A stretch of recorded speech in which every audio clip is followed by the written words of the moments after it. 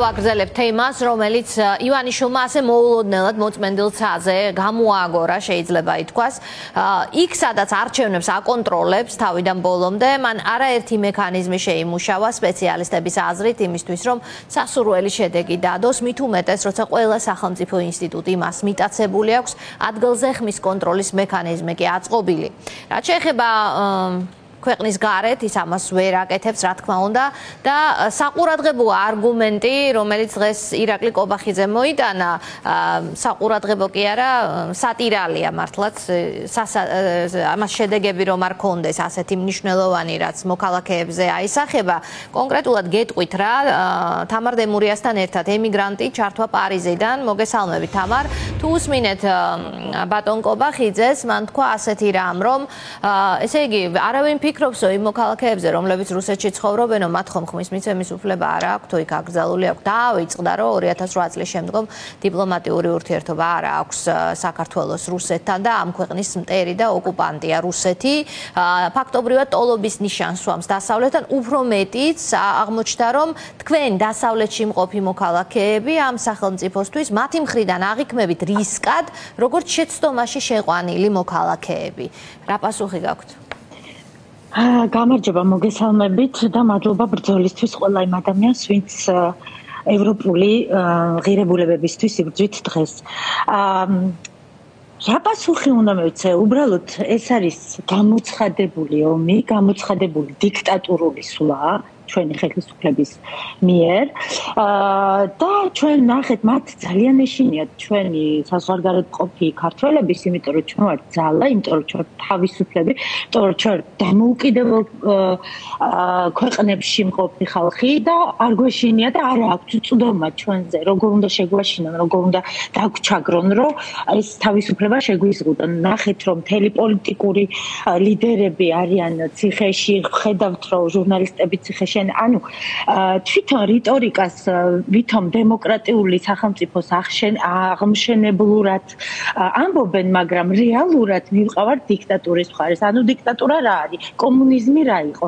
ერთპარტიული მთავრობა იყო, ხო, კომუნიზმი. იგივე უნდათ, რომ ყავდეთ ერთპარტიული მთავრობა. ვნახეთ, რომ ლიდერებს 15 წლიან 15 წლით უშვებენ ციხეში. ვნახეთ, რომ პოლიტიკური ოპოზიციური პარტიები საერთოდ იკრძალება. ეხლა ჩვენ გვიკრძალავენ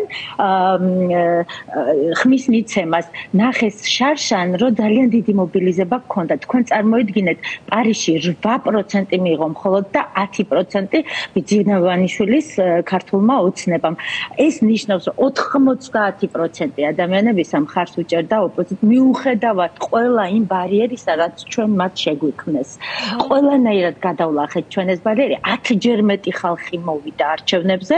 წარმოიდგინეთ, პარიზში საერთოდ მოდიოდა ხოლმე 260 ადამიანი უბანზე და ჩაწერილი იყო რაღაც 2000-მდე 1700 ადამიანი. შარშან რაც მოხდა, ეს იყო, ესე იგი, მოვიდა 1500-მდე ადამიანი. თავიანთი და ხმა ანუ მობილიზება იყო უდიდესი და ზუსტად ამის ეშინიათ, ზუსტად იმის ეშინიათ, რომ არ გადაწონდა. მე მგონია, რომ რაღაცას ამზადებენ ალბათ არჩევნებს ამზადებენ. თქვენს ასეთი საბეჭდილება გაქვთ, რომ ვადამდელი არჩევნები ფიქრობთ, რომ ჩაინიშნება და ამისთვის ემზადებიან? უნდათ უბრალოდ, რომ უფრო ადვილად მოაგვარონეს ყველაფერი და ჩვენ პოლიტიკური საკითხებიდან, პოლიტიკური რეალობიდან გაგურიყონ, მაგრამ დღეს რო ამას აკეთებენ, აქამდე როგორ მოვიდნენ, ხო, ჯერ დაჭერით ჟურნალისტების, ხალხის ყველა აქტივისტი დაჭერით, უბრალოდ ლეველში ჩვენ მათ რაც გაგვიკეთეს 26 მაისში შარშან იყო უბრალოდ იმიტომ რომ სხვანაირად ფიქრობ, იმიტომ რომ არ ვართ მათთან თანახმა, გამოგვიყეს ლევილიდან, ჩარაზეს ლევილის კარები და 25 წელი აქ ვარ. ესეთი არავის არ გაუკეთებია, არავის არ უკადრებია ქართველი ადამიანები. ასეთი რამ არ მახსოვს არც მე, ბევრი წელი მაქვს ასე ვთქვათ ეს დღე გაშუქებული და მეც არ მახსოვს ასეთი დღე ნამდვილად, როცა ლევილში არ უშვებენ საქართველოს მოქალაქეებს. აღმოჩნდა რომ საქართველოში არ გიშვებენ, ხო? ეს გამოდის ფაქტობრივად ფაქტობრივად კარი მოგიხურეს ხვირსით. უფრო სწორად მათი манипуляციური პროპაგანდისტული არგუმენტი ასეთია, რომ ჩამოდითო საქართველოში და აქ მიეცით ხმა, ხომ? შესაბამისად, რა სირთულეებთან არის ეს დაკავშირებული? მარტო რიცხვები რომ გაანალიზეს ექსპერტებმა დათვალეს, წარმოუდგენელია ასეთი რაოდენობის ადამიანების და ფრენები გაატაროს ქართულმა აეროპორტებმა ამ მოკლე დროის განმავლობაში, სულ რომ ყველა დაირაზმოს და ჩამოვიდეს, მაგრამ კიდევ რა პრობლემებთან, რატომ არის ეს არარეალური და ფაქტობრივი დაცინვა ემიგრანტების რეჟიმის ქვეშ? არარეალური უბრალოდ იმიტომ, რომ ეს ხალხი, ვისაც ემიგრანტი ქვია ნამდვილად, ის ჩამოსულა იმისთვის, რომ ოჯახები არჩინონ საქართველოში მყოფი ოჯახები, ხო? იმათ რაღაცა ვალდებულებები აქვს იმ სამსახურებში, რომ დადიან. ვინ მოგცემთ თქვენ იმის საშუალებას, რომ ჯერ საქართველოში ჩამოხვიდე და ორჯერ არის ფრენა, არც კი ერთხელ არის კვირაში ფრენა. უნდა იყოს მთელი კვირა ან 10 დღე იმისთვის, რომ 1 წუთით, 10 წუთით მიხვიდე და 5 წუთით მისცე ხმა საქართველოში. ეს არის ეს არის უბრალოდ დაცინვა, არაფერი. ისევე როგორც პროპაგანდისტულად იყენებენ იმ ფაქტს, რომ თურმე ევროპაში ყოფილი ქვეყნები და ზუსტად მაგ ქვეყნების კვალობაზე მიდის ეს ჩვენი ხელისუფლება, რომ თურმე ევროპაში არის ქვეყნები, სადაც ვერ საზღვარგარეთ მყოფი ადამიანები ვერ აძლევენ ხმას. დამისახელეთ ეს ქვეყნები, ეს არის ირლანდია და მალტა, ხო? ირლანდიაში რა დონის დემოკრატიაც არის, ის დემოკრატია ჩვენ რო საქართველოში გქონდეს, არავინ ხმას არ მოიღებდა.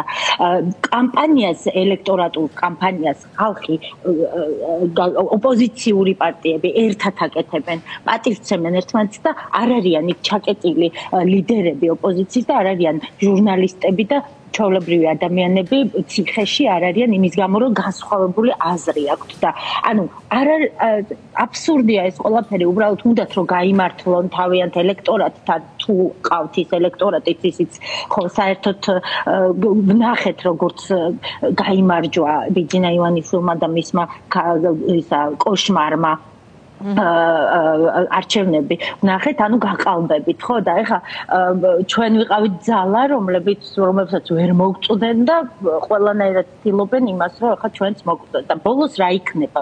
ბოლოს შედეგი სად მივყავართ, ხო? იმიტომ რომ მე ქოცი არ ვარ, შეიძლება საქართველოში აღარ შემომიშვა ხვალ, ხო?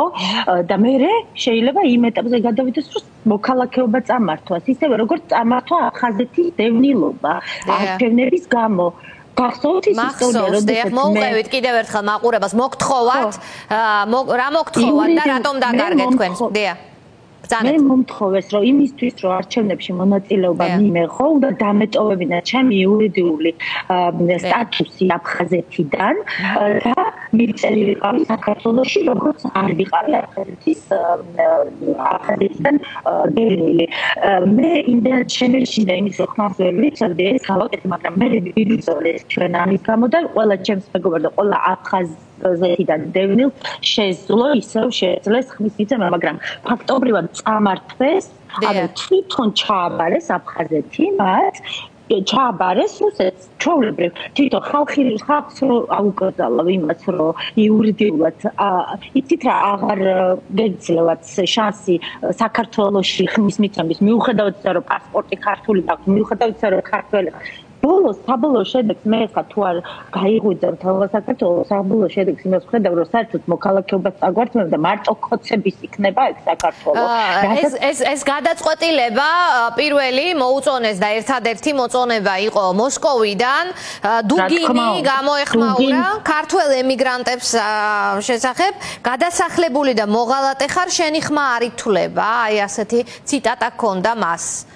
რატომ ვართ მოღალატეები? იმიტომ რომ გვინდა თავისუფალი ცხოვრება და დემოკრატიული სახელმწიფოს აშენება, ამიტომ ვართ მოღალატეები. მოწონებულია დუგინის მხრიდან, ხ დუგინს ვერ აუხსნით ჩვენ ამას, ეს დუგინის ფრაზა არის, რა თქმა უნდა, ერთადერთი ვინც მას, აი, დღევანდელი გადაწყვეტილება მოწონებულია პროპაგანდისტებისა და რუსი დუგინის პროპაგანდისტის მხრიდან. ეს არის ერთ-ერთი ძალიან მყისიერად დროში გაკეთებული განცხადებები, ეს რა შთაბეჭდილებას გიტოვებთ? ეს შთაბეჭდილებას მიტოვებს იმისა, რომ ბიძინა ივანიშვილი აღარ მართავს ჩვენ ქვეყანას, ისიც კი აღარ მართავს და FSB მართავს ჩვენ ქვეყანას. უკვე ბიძინა ივანიშვილს და ქართულ ოცნებას არავინ არაფერს აღარ ეკითხება.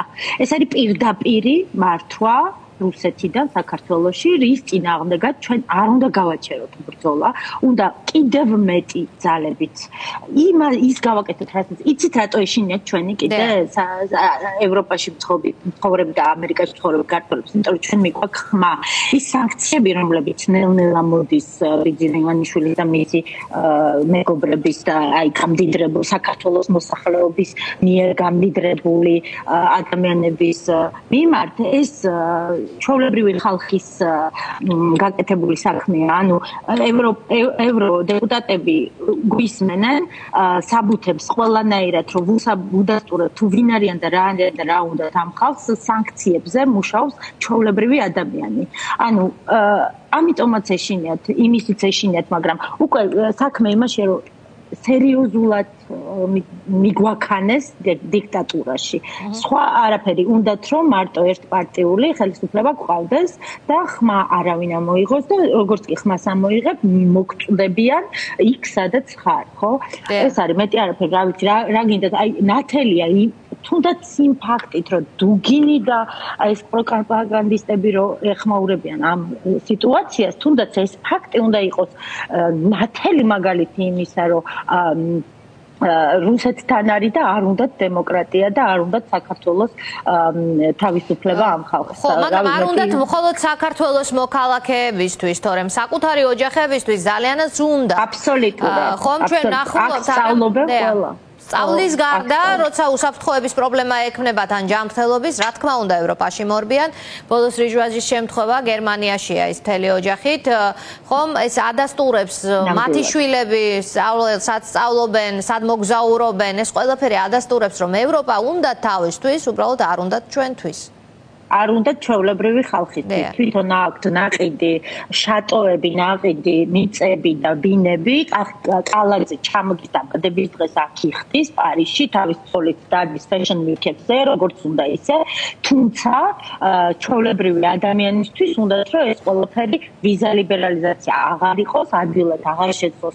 იმიტომ რომ ეს თქვა კიდეც ბიძინა ივანიშვილი, თქვენ თუ გაიხსენებთ არქივებს, იმ არქივში ამბობს, რომ რაც მეტწილს მისცემ, რაც გაუხსნია, უნდა ჩაკეტო ადამიანი ზუსტად არ მახსოვს ახლა ეს ფრაზა, მაგრამ უნდა ჩაკეტო ნახეს და აქ მოუნდათო კარგი ცხოვრებაო. კი ბატონო, აქ ზუსტად ეს არის კითხვა, მიზანმიმართული სანქციები, მექანიზმი, რომელიც ახლა ამუშავა ევროკავშირმა მიიღო ეს შესაძლებლობა, რომ ყველას თანხმობა აღარ არის საჭირო პერსონალური სანქციების შემთხვევაში. ამას ბლოკავდა ვიცით უნგრეთი და სლოვაკეთი, ახლა ეს აღარ არის საჭირო მექანიზმით ჩვეულებრივად ინდივიდუალური სანქციები წესდება და ძალიან ბევრ ადამიანებს, რომლებიც თქვენ ჩამოთვალეთ ან არ ჩამოთვალეთ, ან ხშირად ხედავთ პარიზში რეჟიმის წარმომადგენლებს, მათ კონკრეტულად თუ შეექმნებათ პრობლემები, სანქციები ამ შემთხვევაში თქვენი აზრით უფრო ეფექტური იქნება თუ არა? ანუ ამაზე თქვენ ითვალისწინებთ ამას ევროპული სტრუქტურები, თქვენ არგუმენტაციას, რომელსაც მან დაძლით. ითვალისწინებს უბრალოდ სანქციების პრობლემა ის არის, რომ ცოტა დიდი ხანი სჭირდება ამას და დიახ და საფრანგეთმა ყოველ შემთხვევაში უკვე საფრანგეთი აი თვის ბოლოს უკვე რეზოლუციას კიდევ ერთხელ დადებს ევროპულ რეზოლუციას საფრანგეთის ინიციატივით იქნება ეს სადაც ეს სანქციები ჟურნალისტების განთავისუფლება